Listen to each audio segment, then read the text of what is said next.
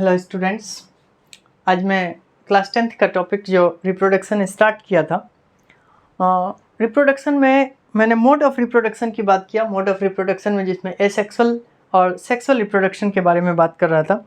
उसमें से भी एसेक्सुअल मोड ऑफ रिप्रोडक्शन में दो जो अलग मोड हैं एसेक्सुअल्स के, दैट इज बाइनरी फिजन और फिर फ्रेगमेंटेशन, ये दोनों हमने कंप्लीट किया था। आज जो है फर्दर जो प्रोसेस हैं, फर्दर जो अलग फॉर्म्स हैं एसेक्सुअल मोड ऑफ रिप्रोडक्शन का, उसकी स्टडी करने के लिए जा रहे हैं। उसमें से भी जो सबसे पहले है वो आपका है रीजनरेशन। ये आपका थर्ड टाइप है, आप कंटिन्यू करेंगे इससे पहले वाले लेक्चर से, या फिर आप यहाँ से भी स्टार्ट कर सकते हैं कि रीजनरेशन क्या होता है। रीजेनरेशन, दरअसल रीजनरेशन भी एसेक्सुअल मोड ऑफ रिप्रोडक्शन का ही एक एग्जाम्पल है। ये भी asexual mode of reproduction show करता है। इस प्रोसेस में होता क्या है कि ऑर्गेनिजम्स के बॉडीज़ को अगर हम किसी भी पार्ट से ब्रेक करें, किसी भी प्लेन से ब्रेक किया गया, तो हर वो प्लेन से एक नया इंडिविजुअल का फॉर्मेशन होता है। इसका बेस्ट एग्जाम्पल आप हाइड्रा भी ले सकते हैं, प्लेनरिया भी ले सकते हैं। हाइड्रा और प्लेनेरिया के केस में क्या होता है कि दरअसल एक सिंपल ऑर्गेनिज्म है। सिंपल ऑर्गेनिजम्स में अगर इसे कहीं से कट कर दिया गया या फिर ब्रेक हो गया किसी कारणवश, किसी अनसर्कमस्टांसेस से, या फिर इंटेंशनली भी अगर ब्रेक किया किसी भी प्लेन से, तो फर्दर जो है वो अलग एक प्लेनेरिया, अलग इंडिविजुअल्स, अलग हाइड्रा का फॉर्मेशन हो जाता है। इसके बारे में मैंने आपसे कहा था। दरअसल इस प्रोसेस में होता क्या है ना कि कोई भी जो पार्ट आपने ब्रेक किया, लाइक मैं एज्यूम करता हूँ कि ये प्लेनारिया का स्ट्रक्चर है, ये प्लेनेरिया की आई है, कहीं से भी मैंने इसे ब्रेक कर दिया। इसके तीन अलग अलग पार्ट्स बने, ये एक टुकड़ा, दूसरा टुकड़ा, और ये रहा तीसरा सेगमेंट। ठीक है, एक सेगमेंट, दूसरा सेगमेंट, तीसरा सेगमेंट। इन तीनों ही सेगमेंट्स के पास एक स्पेसिफिक सेल, वो स्पेसिफिक सेल क्या करता है, डिवाइड करती है। डिवाइड करने के बाद ये मास ऑफ सेल्स बनाता है। इसकी भी सेल्स के पास वो कैपेबिलिटी है कि मास ऑफ सेल्स बनाए, इसके भी पास वो कैपेबिलिटी है कि वो मास ऑफ सेल्स बनाता है। मास ऑफ सेल्स के बाद ये डिफ्रेंशिएट करता है, डिफ्रेंशिएट करता है डिफरेंट टाइप ऑफ सेल्स का फॉर्मेशन करता है, डिफरेंट टाइप ऑफ। इसी तरीके से ये भी डिफ्रेंशिएट करके अलग अलग डिफरेंट टाइप का सेल्स बनाया दरअसल, और यही डिफरेंट टाइप ऑफ सेल से फिर एक नया इंडिविजुअल का फॉर्मेशन हो जाता है। ये जो प्रोसेस है इसे कहा जाता है डेवलपमेंट। इसी को एनसीईआरटी लिखती है। इसे एक डेवलपमेंटल प्रोसेस है कि सबसे पहले वो स्पेसिफिक डिवाइड करता है, डिवाइड करने के बाद मास ऑफ सेल्स बना, उसके बाद फर्दर वो डिफ्रेंशिएट होकर के डिफरेंट टाइप ऑफ सेल्स, फिर टिश्यूज़, फिर उसके ऑर्गन्स बनते हैं, और उस ऑर्गन से फिर एक नया इंडिविजुअल का फॉर्मेशन होता है। तो ये एग्जांपल आपको मिला प्लेनारिया से, और यही केस हाइड्रा में भी होता है, क्योंकि अगर किसी भी पार्ट से ब्रेक कर दिया जाए और कितने भी नंबर्स में ब्रेक कर दिया जाए तो वो एक नया ऑर्गेनिजम्स का फॉर्मेशन कर देता है। दरअसल हाइड्रा एक ऐसे ऑर्गेनिजम्स हैं जिसमें रीजनरेशन तो होता ही है, उसके अंदर में एक और भी प्रोसेस होता है। रीजनरेशन के बारे में अगर आप लिखना चाहें तो मैं डिक्टेट कर देता हूं, आप लिख लीजिए। It is a mode of asexual reproduction in which the new individual is formed from the broken part of the organisms, like from Planaria and Hydra. प्लेनारिया और हाइड्रा के केस में क्या हुआ कि किसी भी प्लेन से जब आपने ब्रेक किया तो रीजनरेशन प्रोसेस से एक नया इंडिविजुअल का फॉर्मेशन हुआ। उसी तरीके से जो दूसरा मोड ऑफ रिप्रोडक्शन है एसेक्सुअल का, वो है बडिंग। बडिंग में क्या होता है कि नए इंडिविजुअल का फॉर्मेशन बर्ड से होता है। इसका बेस्ट एग्जांपल हाइड्रा को लिया जाता है। हाइड्रा में रीजनरेशन भी होता है, बडिंग भी होता है। ये मान के चलिए मैं एक हाइड्रा का स्ट्रक्चर बना रहा हूँ कुछ इस तरीके से। ये हाइड्रा है,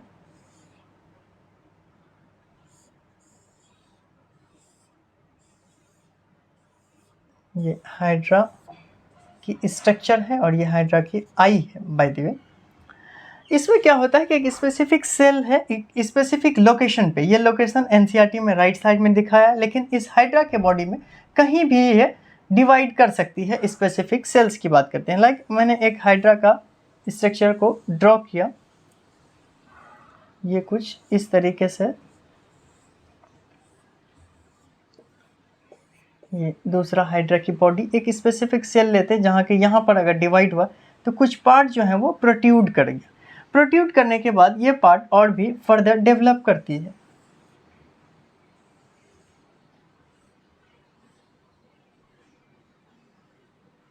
ये पार्ट फर्दर डेवलप किया, जिसको हम बोलते हैं बर्ड्स। क्या बोलेंगे बेटा? बर्ड्स कहा जाता है।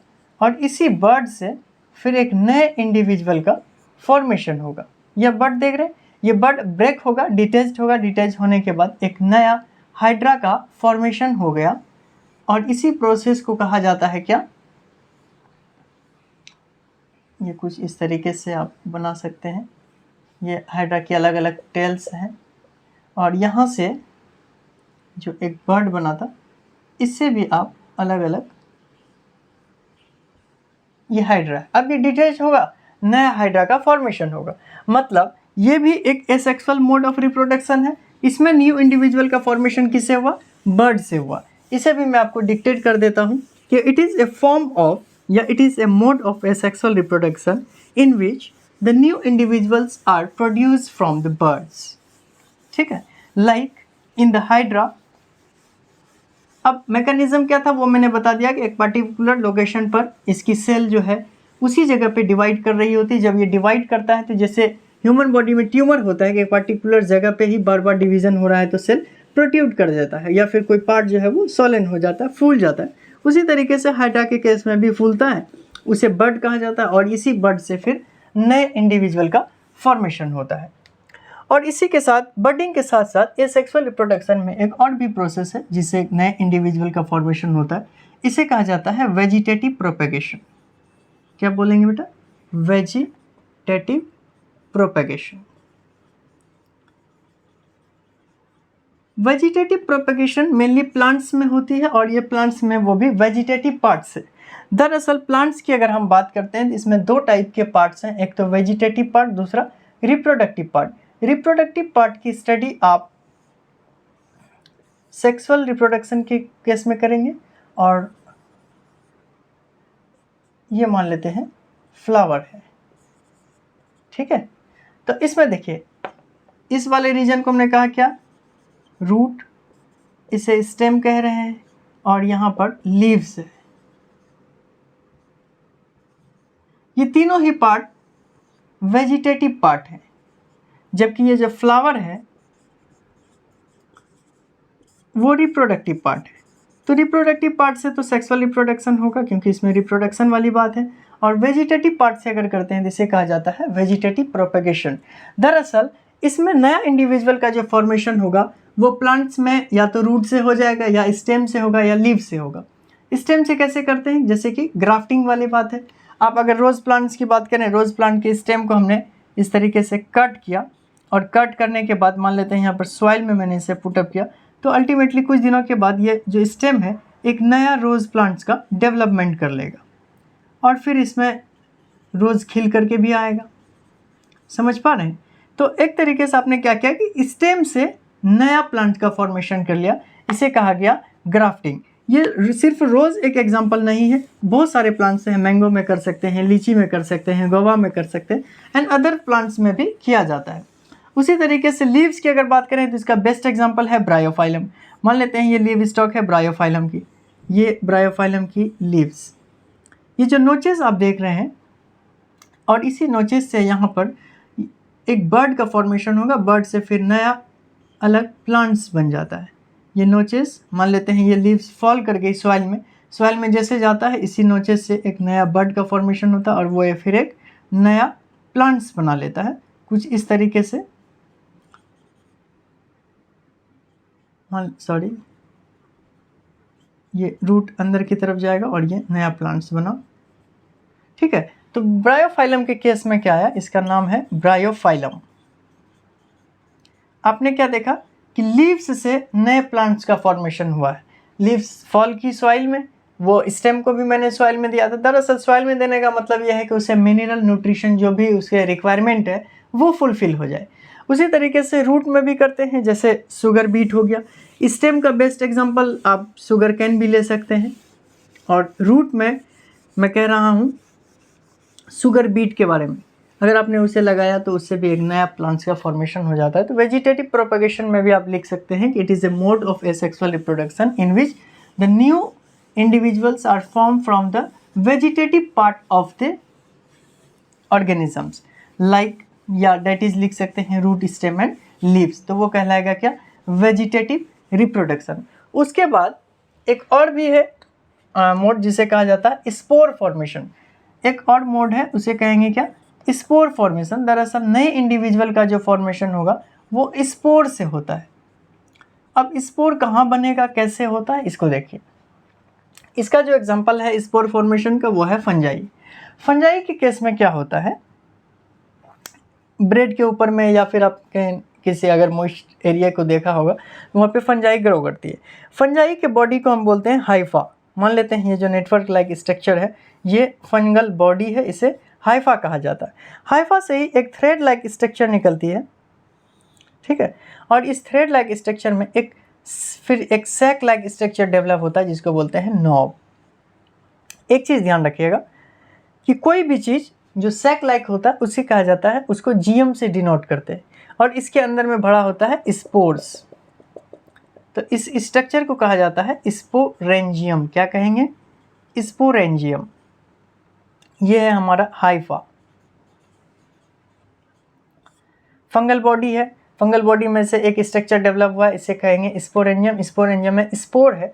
After a certain period of time क्या होगा, इसी हाइफा से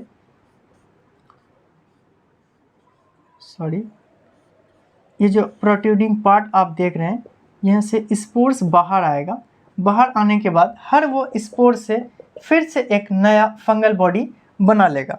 दरअसल क्या हुआ कि फंजाई के केस में जो रिप्रोडक्शन का मोड है वो स्पोर फॉर्मेशन से है, स्पोर से ही वो रिप्रोड्यूस कर जाता है। फंगल बॉडी को हाइफा कहा जाता है। इसी हाइफा से एक प्रोट्रूडिंग स्ट्रक्चर निकलती है जिसको स्पोरेंजियम कहा जाएगा। स्पोरेंजियम में स्पोर्स होते हैं। जब इनका फेवरेबल कंडीशन आता है तो ये ब्रस्ट करता है। ब्रस्ट करने के बाद ये पूरा स्पोर आसपास के एनवायरनमेंट में फैल जाता है, डिस्पर्स्ड हुआ, और फिर उससे एक नया इंडिविजुअल का फॉर्मेशन हुआ। तो इसे भी मैं डिक्टेट कर देता हूँ। It is a mode of asexual reproduction in which the new individuals are formed from the spores. Example में आप लिख सकते हैं फंगल बॉडी। तो 4 तो मैंने आज डिस्कस किया है, 2 पहले किया था, that is fission and fragmentation. यहाँ से आपका asexual mode of reproduction complete हुआ। नेक्स्ट क्लास में मैं चर्चा करूँगा सेक्सुअल मोड ऑफ रिप्रोडक्शन के बारे में। आज के लिए इतना ही। Thank you.